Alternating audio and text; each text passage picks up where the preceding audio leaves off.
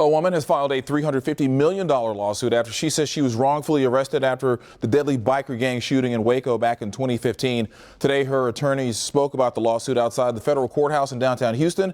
That's where Channel 2's Brandon Walker is live now with what they had to say. Brandon.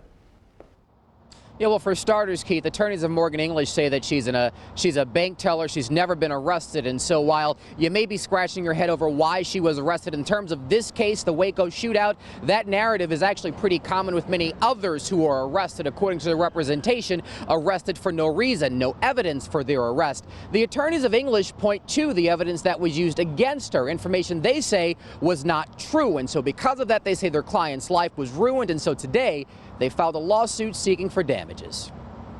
Before she even set foot in the door, a bunch of shots were fired. That's the setup from attorneys of Morgan English. For the why there's an issue, we go back to video that made headlines nationally from a story that garnered just as much attention, if not more. Side by side, people, bikers, round up, and according to investigators, all part of a shootout between rival biker groups and police at a Twin Peaks restaurant in Waco. It happened back in May of 2015. After the events, the authorities asked her questions, and she freely told them everything. She didn't have any weapons on her. And despite of that, English's attorneys argue police arrested her. Unlike a lot of the people there, her arrest affidavit was not only a stretch, it was a lie. English was arrested, her attorneys say, jailed for 16 days and given $1 million bond. Same said for others too.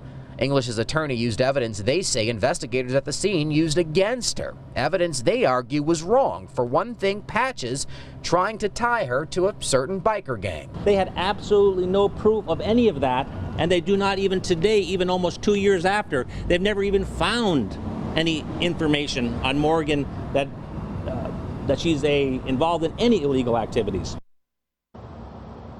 Yeah, and back here live, English was not present. Her attorneys say that was for good reason. They say since the shootout, she's had a problem dealing with large groups, so they spoke on her behalf. One outstanding question here is the charges out against her, which she was initially charged with in the first place. Her attorneys say those charges are still standing. However, she hasn't been indicted, and they say she hasn't been indicted because there isn't any evidence against her. Henceforth, their lawsuit put forth today. We're live today in Midtown. I'm Brandon Walker, KPRC Channel 2 News.